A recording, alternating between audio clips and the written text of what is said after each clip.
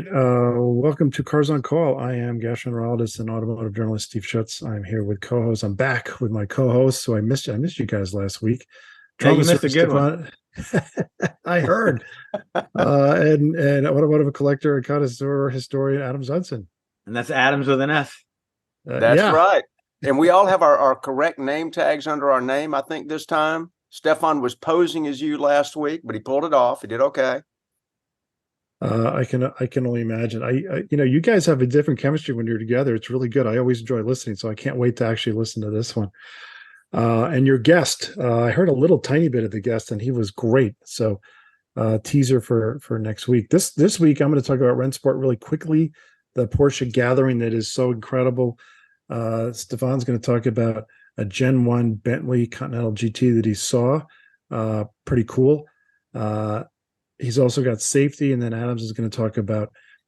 Adams, you talked last time about brand identity and what brands really are and what they mean and that sort of thing. This time, you're going to go into brand image and is that good or bad and what's that? It's complicated, but you're going to take us through that. Before we get to people, yeah, and we're going to do this or that. But let me start. We've talked about going to events and try to go to events. And this time I did go to an event. It's the Porsche Rennsport Reunion 7. It happens about every 4 years. Again, 5 years. No, it's been 5 years because of COVID, but it generally that's right. Okay. Every 4 years. And former guest of the show, Brett Williams, who has a 911, called me up and he said, Hey, Steve, you want to go to the Rennsport? And I'm like, okay, I thought it'd be too much, but it wasn't. It was really, really great. 3 cars on call. Guests were there. There's a picture of me and Brett. That's his Shark Blue 911 GTS. It's got a lot of kind of F-15 emblems on it and insignias. He, of course, is a retired F-15 fighter pilot. He was a guest, and if you have not listened to his Cars on Call, please do. It was a great conversation about fighter jets and cars and the interface and all that. And the left is my Oslo Blue 911. And there we are, about ready to walk in for day one of Rennsport. I got to say, Steve, that is 2 great shades of blue, and I love the Ford Grabber blue and that what you call that, Miami blue on his. His is Shark Blue. Shark Blue. I agree. It looks like Ford Grabber blue. It's very similar. Looks great. But except Ford Grabber Blue was a $42 option, and that's about 14 grand.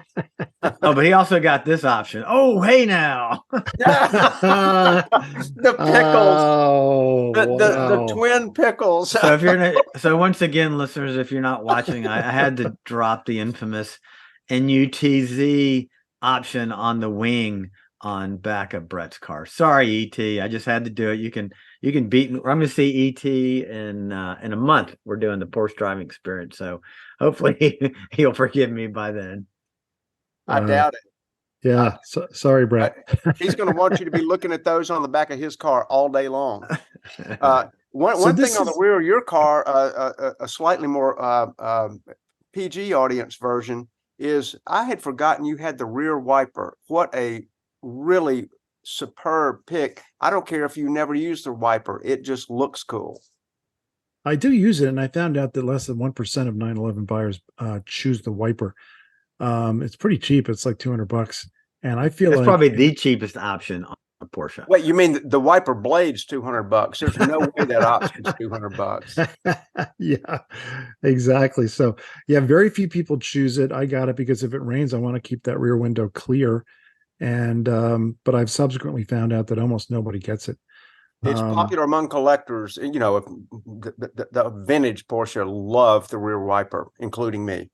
Yeah, Porsche people have pointed out to me, and I'm like, yeah, I got it because it seems useful.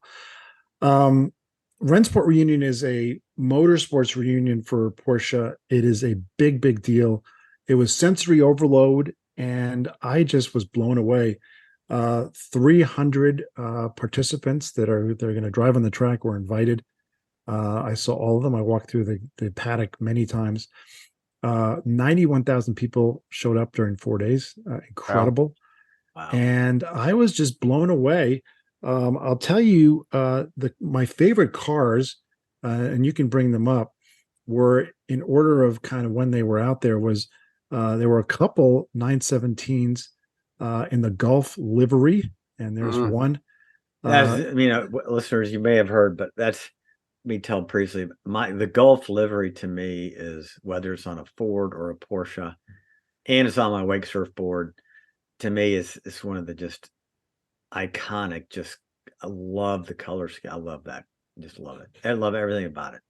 Yeah, there were tons of nice. My favorite race car of all time is the Porsche 935, and there were a bunch of those, including Dick Barber's second place in Le Mans in 1979 935 with Hawaiian Tropic livery. Dick I don't see the girl on the side though. Just as Hawaiian Tropic.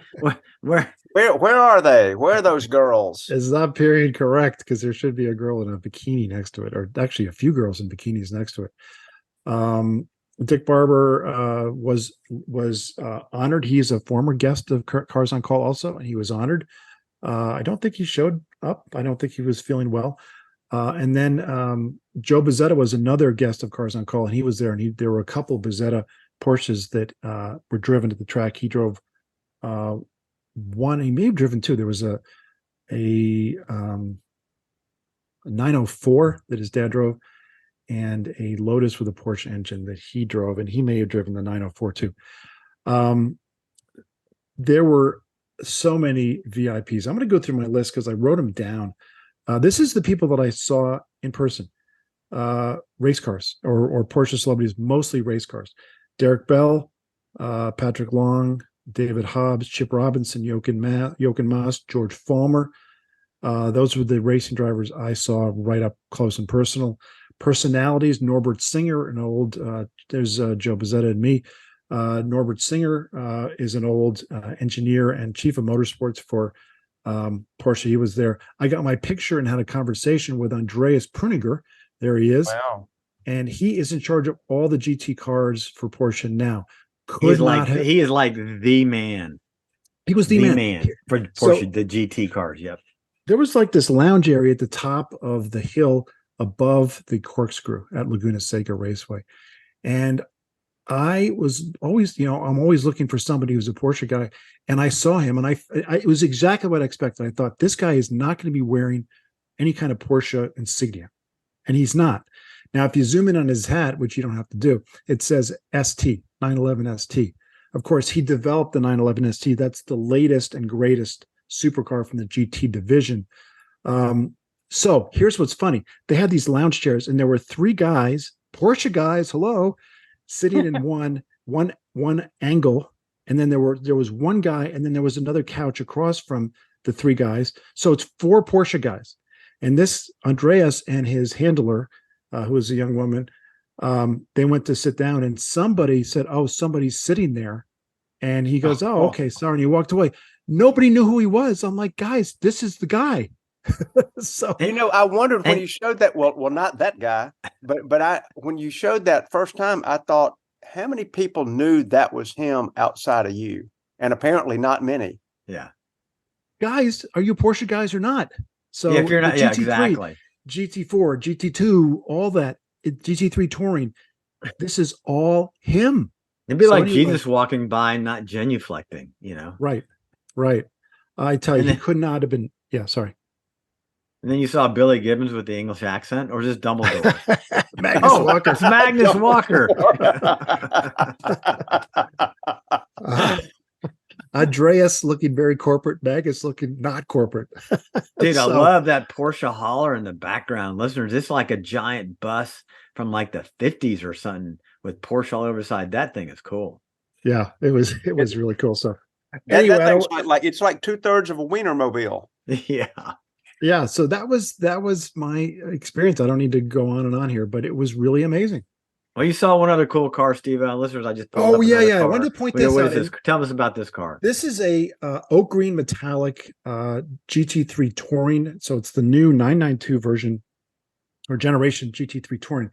And the reason I saw many of these, and I did see one 911 ST, which was on display, but I saw many GT3s, GT2s, all generations. Really, the only important GT3 that I did not see or GT car RS car that I didn't see was the 997 GT3 RS 4.0.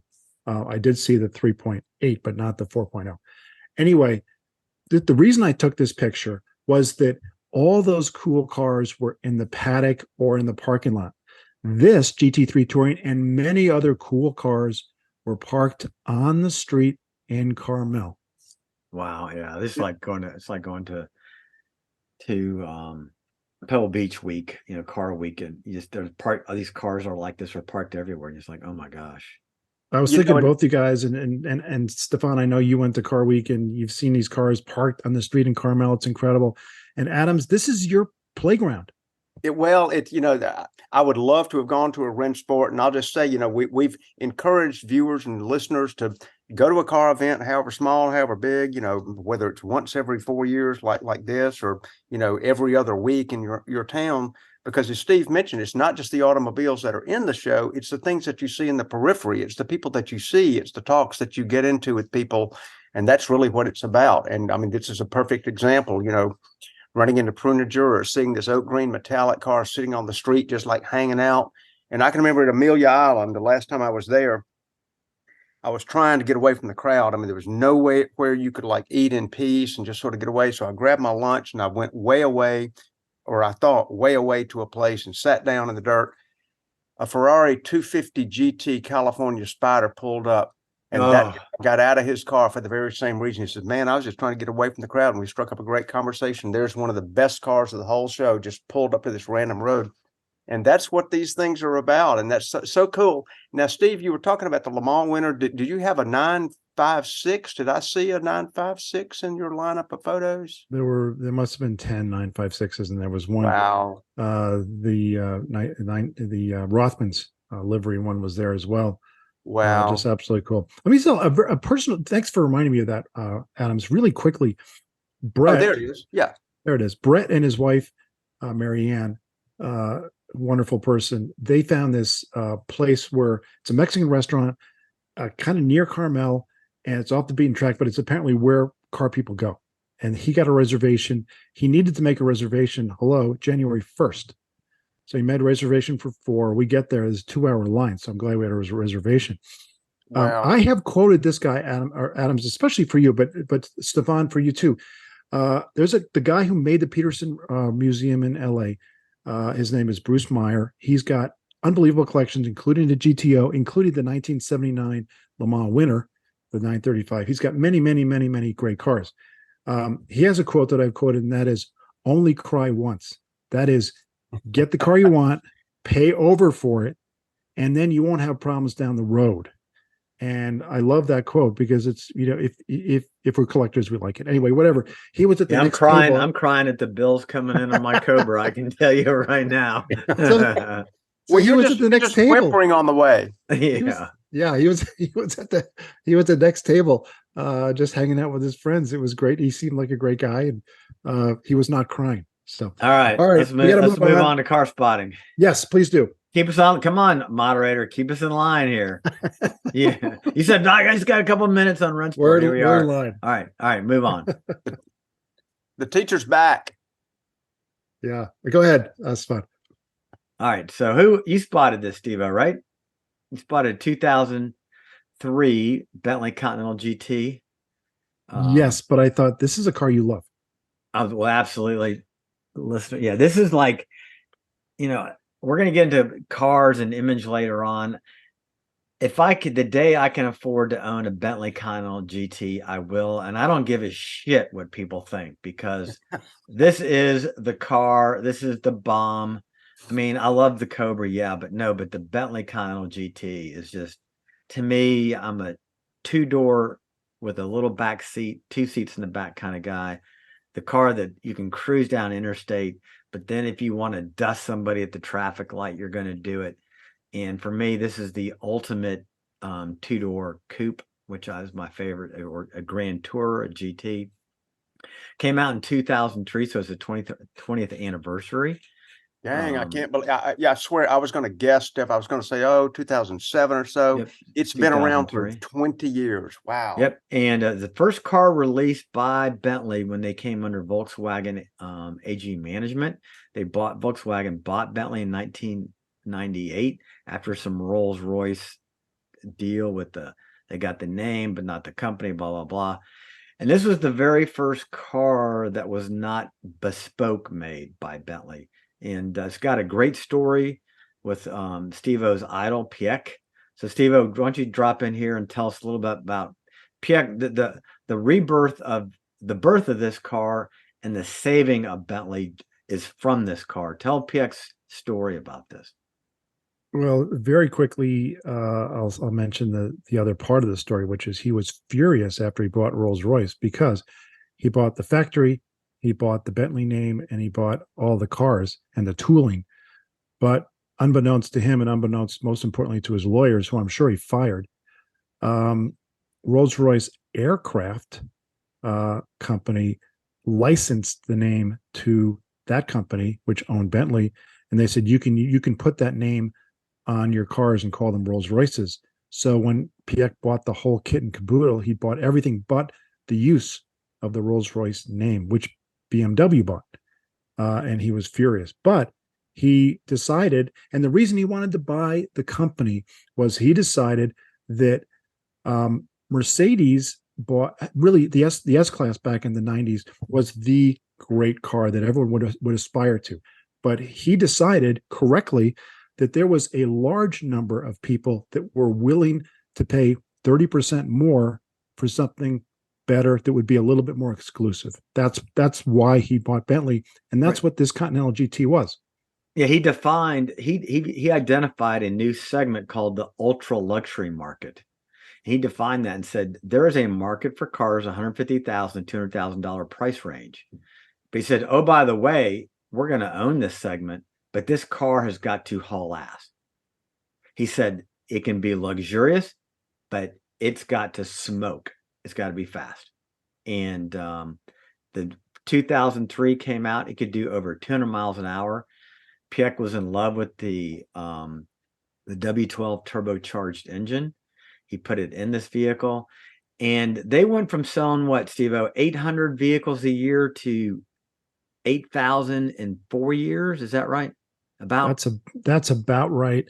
It was an order of magnitude, and this car took off. And the W12 is going away. I'm sure you're going to mention that, but it's just two narrow angle Volkswagen VR6 engines put together. But it sounded good, and yeah, their sales blew up. People love this thing. Bentley went from an old guy in a tweed jacket car to being in rapper videos. That's him. But I love this car, and that I got to mention to Dirk von Brekel and Ries. They're the guys that designed this car. It's been a timeless design. So, listeners, I've got a picture of a 2003. I'm going to pull up a picture of the latest. This is a 2023. They're going to make 120 editions. This is the final run of the 120 GT Speed 12 W12 edition. Honoring the engine. You can still get the W12 and the Continental Super Sports, but this is the one to have. And I just absolutely love this car. I mean, look, I just like the first. I like the first gen better. That one looks like it's been making out with the WRX. This one. Whoa. I just really like that. I mean, look how cool that is, and Piek, for all the credit he's been given on this show. I mean, it's just unbelievable, his vision, his view of things. He went from luxury to ultra luxury. He also redefined the performance world by going from an exotic or a supercar to a hypercar with the Bugatti, which has a few of the design cues of that first gen Continental, which is such a handsome design. I just think, that they did exactly what they needed to do. And Bentley would, Steve, you said it was a brand for old people. It was like not even a brand. You could tell the current generation something about a Bentley, they would not know you meant an automobile until that car came out. Right. Another thing that interesting about Piek was, part of the VW group was this Bentley, when it came out in 2003, had all-wheel drive as standard, and it remains that way. They brought all-wheel drive as a standard to this class. Think about that. And very amazing performances. So hats off once again to Piek and to my all-time favorite 20th anniversary of my all-time car. Maybe instead of that 911 I want to get in a couple of years, I'm gonna have to get a Bentley. And before we depart from that topic, it's probably the either ultra luxury or super car with the back seat bargain of the decade. Yes. It's remarkably inexpensive, and that will change. I can assure you they're probably at the bottom of their investment cycle right now. Yeah. All right, cool. Safety. All right, safety. So I just That's brought not very safe. Describe what we're looking at. So I just brought if you're listening, I just brought up a picture of what's called the one wheel. So you may have seen people cruising around. It's basically like you see this fat tire like off a lawnmower in the middle of a skateboard. So it's kind of like a one-wheeled hoverboard skateboard thing. And these things hit the market, and they sold a ton of these things, but they've about sold over 300,000 of these things. But the Consumer Product Safety Commission just had 100% recall on these of over 300,000. There's been 4 deaths and 3 deaths on these things. There were no helmets, but there's 2 things I want to really cover here. Is that people die on unicycles, people die on skateboards, people die on bicycles, people die jumping out of airplanes. But this comes back full circle to what I've been ranting about beta software. This thing has got computer controls on it, just like the e-bikes I talked about last week. And I went to Reddit, which I go to Reddit through Safari. I don't actually go to Reddit, this actual site, but I started looking at one wheel. And RTH1NK on Reddit, his quote was ungodly unsafe. And I'm like, oh yeah, here's just somebody else blowing the whistle. Well, this dude is a total skate rat. He's a snowboard bro, a surfer dude, a longboarder, junior national team road racer. Okay. This guy this is like the Tony Hawk that does every sport there is. He got on this board, hit about 10 miles an hour. All of a sudden, it started to speed up uncontrollably. He couldn't stop it. It got the wobbles, which you've seen pictures of wobbles where something goes too fast, like motorcycles. It has to do with inherent frequency, but they start vibrating back and forth. He bailed, hit the pavement. He thought it was just himself doing it. And then it happened again. He said he's leaning back as far back as he can on the board. It keeps accelerating. And he said it went from being on a gyroscope-like platform to being like on the plank on a ball at the gym. And he said, quote, "This bitch sent me flying." And, so I got to thinking this was user error. No. This is, once again, this has Not to for do that user. No. I mean, absolutely. So this really had to do with, once again, beta software. And what really irritated me was kind of like I talked about Tesla last week and their lawyer's response. When the CPSC came out with this recall, the company issued a press release in objection to the recall, and they called the agency statements, quote, unjustified and alarmist. Well, it's just bullshit, man. I mean, they're going to pay out the ass once again for these. So One Wheel has now actually recalled 100% of the devices, and depending where you are in the product cycle, you may get $100 for your board, or they'll actually replace it. But they added a new warning called haptic buzz. So that I guess the thing started vibrating feedback that you, when now the software is telling you that you're approaching dangerous speeds or low battery. Apparently, it had this habit also of when the battery runs low, it just kind of stops and then you fly off the front.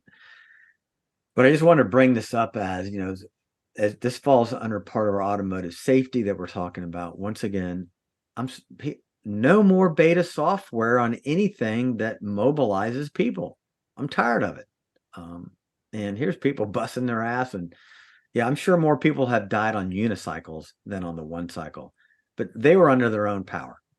This is a software error with a guy who's literally a pro. The minute he steps on it, he gets thrown off it. So that's my rant for this week.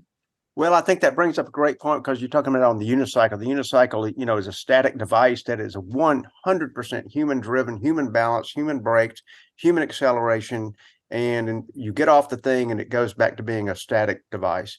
This one is almost like saying, hey, you can be a passenger and a driver at the same time, but we're going to tell you how we're going to monitor between those two things. And that's where the computer software failure, let's just go ahead and call it what it is, comes in.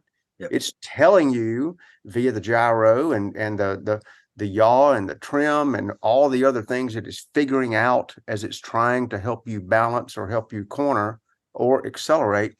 And it's doing some of them wrong at great peril to your elbows and knees and facial dentrophysis. I mean, it's just, it's breaking people. Like Stephan said, why are we testing human beings for their software? Well, there's, by the way, there is an electric unicycle that goes even faster than these things. I got passed by an electric unicycle going probably 40 I've miles never an hour. seen one. Oh my God. If you Google it, I got passed 2 days ago by a electric unicycle going at least 40 miles an hour. And all I could think was, if that guy hits a pothole, he's probably going to die. But these it's a skateboard with one big wheel, and you've got a picture of it. I live near Boise State University, and I see these a lot. And these guys, it's always guys. I'd never seen a woman on one, and they're generally they go fast. Protection of the species, right there. Yeah, they don't wear helmets. These things go fast. Jeez. To ride a 40-mile-an-hour unicycle, how bad do you have to hate the way you look? Because you're going to rearrange your face. It's these micro mobility things. Thanks, Stephan. Really dangerous, and it's going to take a long time to sort this out, Stephan. So there you go. Yeah, that's it. That's right. The electric unicycle, and it's fast as hell. Okay. All right, maximum speed 34 miles. 34 miles an hour. What the hell? See what I mean? It seemed like he was going 34. All right. Well, honestly, Stephan, to have a trauma surgeon pointing this out, I hope will make people listen. It's such an important lesson, and people get on it like, hey, it's no big deal. It's fun. Yeah, it's fun until you crash. Yes, exactly. All right, Adams. We had a great discussion a couple weeks ago about branding, brands that are strong in the automotive world, brands that are weak in the automotive world. And you've been thinking a lot about image, and there's a lot more to branding than just, Cadillac is standard of the world and BMW is the ultimate driving machine. So talk about image and what your thoughts are about that with your marketing background. Well, it's interesting. We're car guys, and everybody listening is a car person to some degree. And we sort of look at it, like I said, a couple episodes ago, we discussed branding and how it magnetizes you to them. It's a means of attraction based on certain attributes. We like the performance of the style. We like certain things about it. Now, marketers, as they are supposed to, because they're professionals at this, they know your values demographically and psychographically better than you do. And demographics are, the distinct between the two is demographics are things you can answer on a form. What is your age? What is your income? Are you married or not, et cetera? Anything you can check off on a form, that's a demographic. But psychographic is your buying habits, the things that cause you to purchase or to not purchase. And where's spirographic in the mix? What is that? Spirographic in the mix. Yeah.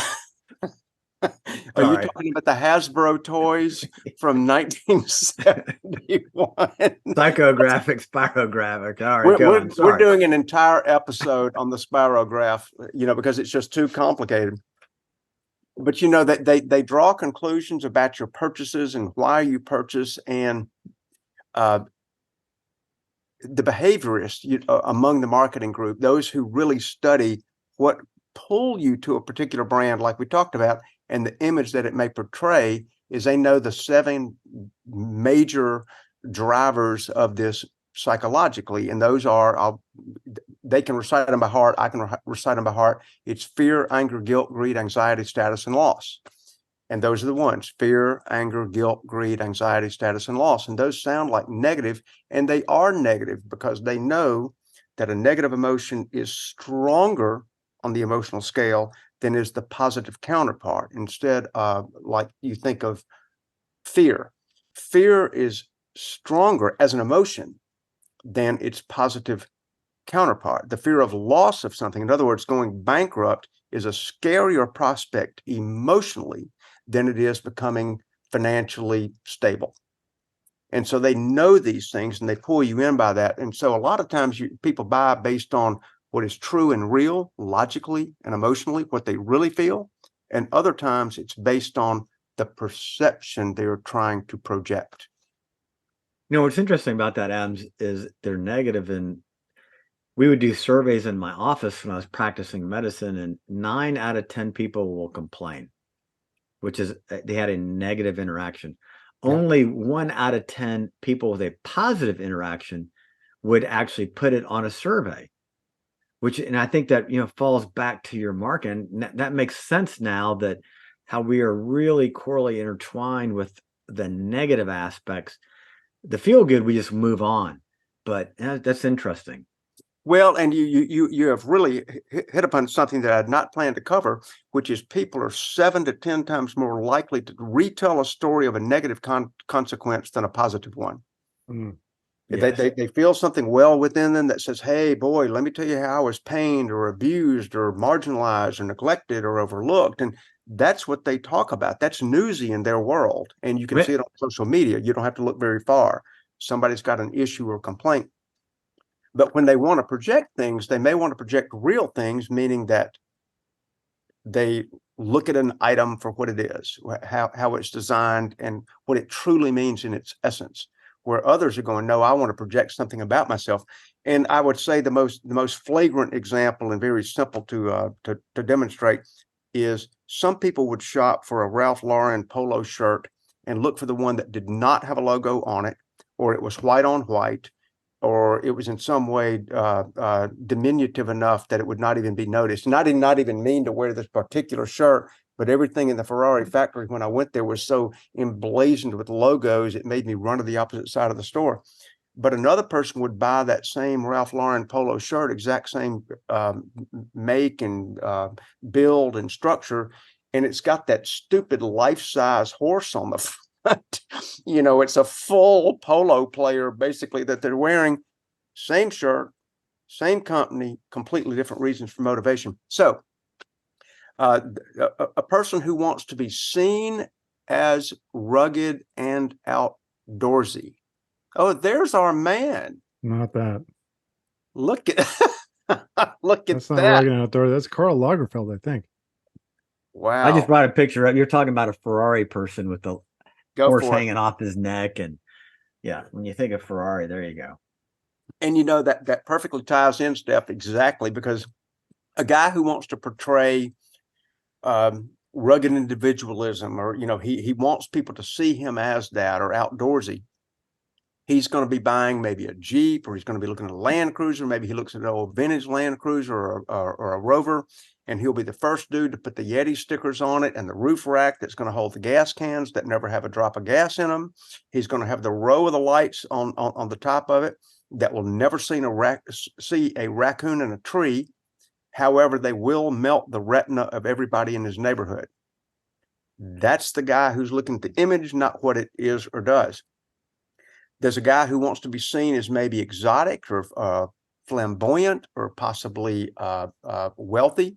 He's going to be the guy who runs out and buys the Lamborghini or the McLaren and puts a perfect, he puts this rainbow trout wrap on it, some mirrored thing to just like, hey, look at me. This is what I want to project. These are perfect images of this. If you were listening to this and not getting the image, you were missing a treat. But like what is the person, like, let's now contrast this. The person who really does go off-road and really does extend the ride height of his Land Cruiser or Land Rover because he likes to go out in the woods or in the ruts, and that's what he does. And he's not trying to project that. It's because of what he wanted to get. Or the guy like us who truly appreciates Porsche for what it is and what it does instead of just what it projects. And those of us who appreciate that, we tend to shy away from and even avoid the dude at the Cars and Coffee who's got the Porsche hat and the Porsche shirt and everything that Porsche could be sewed into or glued to. That's what he wants to project, is his fanship through that, and we avoid him. And so there's this dichotomy, there's this conundrum, you know. So are you trying to be the thing, or are you trying to project that you are part of that brand identity, or are you just appreciative of the item for the item's sake? And this was kind of summed up a few years ago when the C8 was first launched. I mentioned to a very savvy and very, very much a car guy, and we need to have him as a guest. He'll eventually be on a guest. He's agreed. He just had the Corvette C8. Yeah, the Corvette C8. Eighth generation of a Corvette. Yep. Where it finally, like in my mind, it finally had come of age and had fulfilled its mission that I thought like was started in the 70s of becoming a mid-engine car, a real contender on the world stage. And I appreciated it for that. It was all the things that it could have been. It's now like, wow, look, they've broken tradition and they're really like running a field here. And I expressed this to my friend. I said, hey, I'm actually thinking about putting a deposit down on the C8. And he thought of, there you go. And he thought about it a moment. And he said, you know, the only thing wrong with you getting a Corvette? And I said, no, what is that? He goes, you'll be associated with Corvette guys. And it gave me a long moment of pause, and you can interpret that as you want. Well, so, yeah. You have to buy some denim shorts, some white socks, tuck in your t-shirt, look like a dorky dad, because if you're a woman, you'd be a secretary. And then you'd fit the Corvette world. And sit in my little lawn chair behind the car at a Cars and Coffee and wait for people to come up. That's exactly it. Probably have some stuffed animals under the hood. Dear God. I do believe that you could spec out a Corvette kind of outrageously, perhaps in colors that you could break away from that mold of what we perceive as a Corvette owner. I think if you did it right, you could. I think it'd be a difficult build, but you'd have to be very, very careful on your build to step yourself away from what people would be the persona of a Corvette owner. But it's a fabulous car. Well, exactly. See, there you go. Exactly. I think you just made both sides of the point. It's a fabulous car, but your intent in the build would be to sort of step away from it. Now, did GM have any precognition that this was ever going to happen? Doubtless they did not. They were not aware of like, wait, did we lose our image? Yeah, you lost your image in about 1976. Where have you been? And so that's the thing we're talking about, the image of what it projects versus actually what it is. So let the discussion begin. Let me just say this about the Corvette. Corvette drives really well, and there's obviously Corvette people that really, really love how it drives, the history, that sort of thing. But as far as image goes, the image has deteriorated. In 1968, the image of a Corvette was an astronaut. And it was a 35-year-old astronaut. And in 2023, Steve, who was our guest that was at the Academy that they bought like how many Corvettes? Dennis Carter in the class of 1974. There were 700 graduates, and over 400 of them bought new Corvettes their senior year. They got a special deal, and it was affordable, and it was associated with the space program and the military, especially the Air Force. So they went from, you know, a 35-year-old astronaut in 1968 to a 70-year-old retired appliance store owner in 2023. They've really lost the thing. And image matters. And I think that when you're spending that kind of cash, image matters. And you know something, the Corvette is really a good car, but the image unfortunately kind of goes with it, and that's kind of a shame. But there is a negative to a Ferrari person. let's just talk about ourselves, Adams. You have a Ferrari you bought, and you bought it because you love driving Ferrari. It's the sound of the V8, the gated 6-speed transmission. But as you know, there's dudes 45 years old in Miami who, God knows where they got their money, but it's probably not legal. They're driving Corvettes, or I'm sorry, Ferraris. They're revving them. They're driving Lamborghinis and revving them. It's obnoxious. I drive a Porsche, and I know there's a lot of Porsche negativity too. I would never drive my Porsche and park it in my office parking lot because my patients would think I'm charging too much, and I'm having a midlife crisis. These are negative images that matter. And I'll close I know you guys want to say something, but I'll close my point by saying about 10 years ago, I read that the CEO of BMW North America said his biggest challenge, and the reason he loses sleep at night, is that surveys that they do say that 2/3 of people that could afford a BMW would never, ever consider one because of the image. Yeah, it's because all the people that drive BMWs don't use their turn signals, and they take up 2 spots at the parking lot. There you go. And of course, we know there you that's go. really There's not the summary judgment. That's not really true. Just like a Corvette owner is not really a 70-year-old retired appliance store But owner. perception is reality, out of marketing there, And the stereotype typically only fits the most extreme of those examples. Yes. However, it is that example that we carry within us. We think it represents the majority. It may or may not be true. It almost certainly is not true. But, exactly. You said, hey, they take up 2 parking spaces, and that's your image, and that's your perception, and that is reality. And that's kind of what goes along with it. There's a bit of arrogance within that. And you think, oh, well, if I'm not an arrogant guy, I don't want to project that. Let me tell another story and just throw this into the mix, because this really speaks to image too. And a friend of mine, actually Bob Rupel, who was on the show talking about Land Cruisers, he is in software sales, and he had a friend who was in software sales. This is probably a 20-year-old story. Doesn't matter. It could happen today. And this guy had a great year. He beat all his numbers by God knows what. And he had a banner year, made a lot of money. He was 35 years old-ish, and he rewarded himself with an S-Class Mercedes. He was visiting a future customer. All the conversations had gone really well.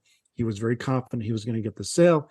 And the owner of this small business, which was very prosperous, this guy was just a hardworking small business owner, said, yeah, let's go to lunch. I got a few more questions, but I'm pretty happy. They went out to the salesman's car. This guy gets into the car, looks at him and says, is this your car? He said, yes. He said, you don't need my business. He got out of the car, walked away. The guy lost the sale. The next week, he bought a Jeep Wrangler. Image matters. Wow. Yeah, you talk about image. What's interesting is you could have that S-Class Mercedes, where you could have a platinum 250 Ford with a diesel, which costs the same amount of money, over probably $110,000. But they're going to look and say, oh, it's just a Ford. That's a nice truck. That's a nice truck.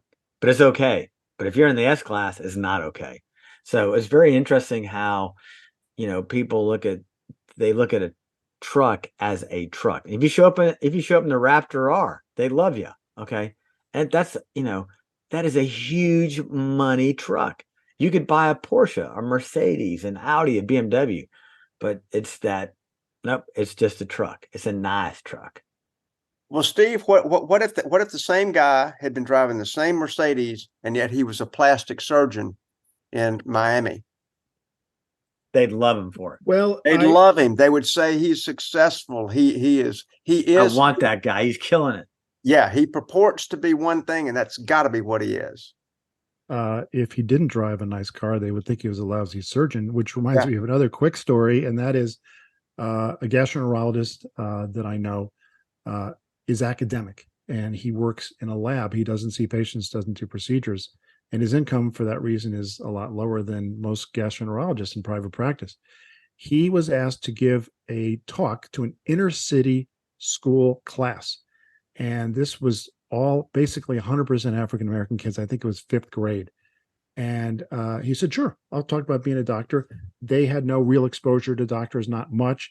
And he gave his talk and gave his spiel. And he said, he finished talking and finished his slides and said, any questions? And the first question was, what kind of car do you drive? And he said, a Toyota Corolla. He said he should have lied. He said, it was over. The kids stopped listening. They didn't want to hear any more from him. Wow, he could tell he had lost that group because of his answer. Oh, he's supposed to be a rich doctor driving a nice car. Right. And he wasn't. So, yeah. So he's not What a good does doctor. that say to us? I mean, part of that's pretty disturbing, is that there's a certain shallowness that goes with It's very American. With image. Yeah, it is a little bit American. And I'll go ahead and admit, look, I'm a participant in the shallowness. I mean, look what's here. I mean, you know, like Steve alluded to, I mean, when I was looking at these different cars, I do love that it's got a flat plane crank exhaust note. I love, sounds like, oh my, flat. There's nothing like a flat plane crank. Oh and my see, God. we appreciate it all for those Yes. reasons. I love its design. I love that it's mostly aluminum. I love that it's lighter. I love that it's taut. I love that it's a Pininfarina design, that it's basically a relatively rare car with a click, click, click shifter. However, I'm not driving it to church. Yeah. That 10% tithing don't look so good when you show up in Ferrari. You know, I mean, you know, so how shallow am I in that? Because I'm now trying to deproject the image. Yeah. I think we're all guilty. I know we're all guilty of this. I think every car person is guilty of this. I remember feeling disappointed when I drove both the W12 and the V8 Phaeton, Volkswagen Phaetons, and nobody looked at me. You drive an S-Class, people don't stare, but you're going to get people looking and people get out of your way. There's a certain deference you get when you drive an S-Class. Nothing like that with a Phaeton. And Stephan, not to put you on the spot, but you said, I want to get a Continental GT. And let's say you get a 20-year-old Continental GT and you're a Ford guy, you've got your Mustang, you have your F-150, but the proverbial and literal coffee shop in Arley, are you going to drive your Bentley there? I would, because that is just, for me, that's such an aspirational car. I just don't give a shit. And actually, there were some people. What are they going to say? They'll look at me like, there actually was a couple in town that he had an S-Class and she drove a Continental, and they would go to the coffee shop and that. So the coffee shop sees us, but you're right. I wouldn't, you know, but a lot of people don't know what it is. Fortunately, with the Bentley, especially around here, they don't know what it is. But that's just a car that for me is so aspirational that I just wouldn't. I would drive it because I love it. I want it. I've always wanted one, and people's opinions would make zero difference. I'm at a stage of this gray hair. I don't care what people think. I'm going to drive that car and enjoy it. It's kind of like, you know, driving the Cobra with the 8-stack engine in it. Yeah, it's kind of like small man Napoleon penile extension kind of car. But hey, it's what I love it. I want it. I'm going to drive it. And but I think if your passion for a certain vehicle is that deep, that you're just going to enjoy it. You know, and I think that says a lot, because it's the truer side of the pursuit of that vehicle. Because the less true side is, I want you to think something about me, even though it's probably not likely true, that I'm of some particular status or whatever. When the real side is, I got it for what it is. And I think that's a worthy distinction. You know, there's the invariable, and we get them all the time. All of us get them, and everybody who's listening probably gets this. You're at a gas station, somebody comes up and asks you about your car. On the, you know, the inevitable about this car behind me, people come up, and I find myself sort of like Steve mentioned the word deference, you know, where I defer and say, well, it's a 21-year-old Italian car, so it's sometimes not the best roommate. I try to like knock that down, because they're coming to you and asking, maybe because they're interested in the car, but a little bit about, ooh, that's a Ferrari, and that's kind of sort of got their own perception. You know, I don't want them to leave with just that perception. Yeah. And the same with your Cobra. Like, are you trying to be something you're not, when you can say, man, I spec'd this thing out over a 2-year period, and I've been a fan for 30 years. Yeah, and oh, by the way, I worked that whole time. I've been working. We all been working like crazy. We all been working like crazy. And you know, to flip it over on its side, Adams, I do not want to be seen in a 15-year Camry, 15-year-old Camry. Yeah. I don't want to see you in a 15-year-old Camry at all. All right, we've hit that one pretty good. Let's go on to this or that. Speaking of image. Yeah. Okay. Okay. On this particular one, if I'm to do the intro, and I will, here we go with this kind of harkens back to another Cars on Call, platform sharing. I think a lot of our listeners and viewers know what that is under the skin, but this is an Audi R8. Hey, so for listeners that are first tuning in, explain to them what this or that is. Just a real quick synopsis. This or that is where we take a car of a similar or even exact price range, and we choose this or that, one or the other, based on what we like or dislike about the choices. And this particular one relating to today's topic is that there's an Audi R8, with all the sporting victories that Audi had under its belt, and they come out with a four-wheel drive platform, very taut little design. They stuff a V8 or a V10 of Lamborghini's Genesis, however, fully Audi's ownership. And that one is a gated model right there, the 6-speed gated manual, but it's an Audi. And so an Audi has a certain image, and Audi has a certain little language that it has. Yet really, for all practical purposes, it's a Lamborghini Gallardo up underneath, which there you go. Man, good timing, Steph. Boom, right on it. And so there's the Gallardo, which is really an Audi R8. They share a whole lot of each other underneath their exteriors. And so both are in white. Neither are trying to outdo each other in the color palette. So what do you pick? They're similarly priced. This particular, there you go, boom. Hang on that photo for just half a second. This particular Gallardo is an auto shift, or what Lamborghini called the E-gear. And this would have been a dual clutch by this time, I do believe. So not a bad one, but there's the pricing conundrum. They're the same price, basically. They're both a V10, a 5.2 liter V10. They both have a lot of chassis componentry. So what do you pick? This or that? Around the 120 to 30 grand price point, the manual shift Audi or the Gallardo E-gear? I'll go first. Steve-O and I drove the Audi at Sonoma we went to the Audi track experience. Amazing car on the track. Just never felt like I was going to kill myself, but I could just absolutely haul ass in ways that I didn't know I could do. Love the car. I know, Adams, you've lived with an Audi R8. I think it's a fabulous car. I like the styling of the Gallardo, but there's no way in hell that I could be seen. I just couldn't drive a Lamborghini around. I could drive a Miura, okay, but not a late generation Lamb. So I would go with the Audi R8. It's more boring, yeah. And you can show up in an Audi R8 and be like, oh yeah, he's got an Audi. But you show up in a Lamborghini. But I like the styling of the Gallardo more. But day-to-day living, driving, I would have to take the Audi.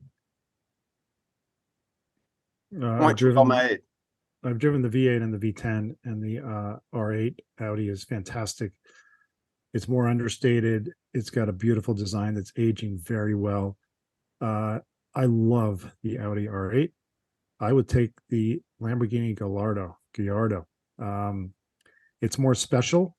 I love the design. I love the lines. It's not. Steve, you just juked us out again. It's not as garish. You did the same thing. You set us up. We thought you were going to go one way, and you just jumped. He does it every time. Yeah, it's just 2 lanes at one time with no blinker on. No blinker. It's like a voice contestant picking their coach. You think, oh yeah, it's going Blake Shelton, but then no, turns around and picks Adam Levine.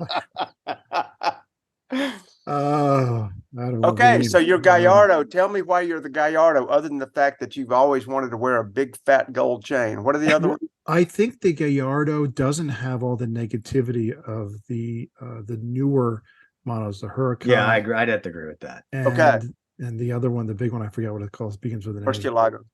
No, the one that's more Murcielago, I think looks pretty good. Aventador, thank you.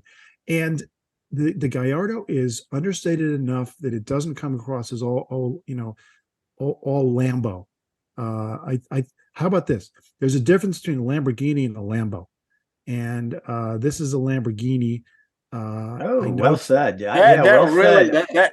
that kind of resounded. Can I with me. change my mind now? I think if I were to change the color on this, I think if I were to So- change the color, you're right, Steve-O. I think I'd get rid of the blade on the R8 and have the Lambo because I like the design. You're right. I think in a different color package than this white with black, I think you're right.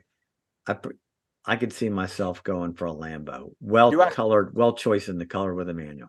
Or if do they I made see a you in a aorta orange in this, Stephan? Yeah. All right, Adams. Well, it's your choice. No, I tell you, man, Steve, you made such a dang good point. There's a difference between Lambo and Lamborghini. I think that's great. That's a nugget. Actually, I'd pre-decided, and I'm gonna stick with my choice, Audi. You know, it's a car you can take to an Audi dealership. I don't know if you would be welcomed in the Lamborghini or the Lambo with a Lamborghini in that capacity at the Audi dealership. So I have to look at service. I kind of like that it's a bit understated.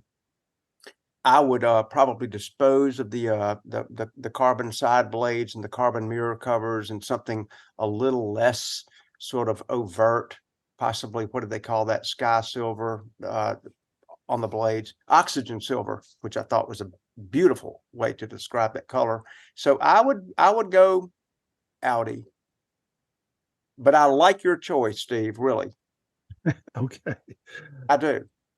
All right. That was a really good this or that. They're always good, but that was great. So we are out of time, and Stephan closes out. All right, thanks, Jerry, for listening. Hit the bell, hit like, send, tell your friends about us. We want to keep this podcast going, show your support, and we'll be back with you next week.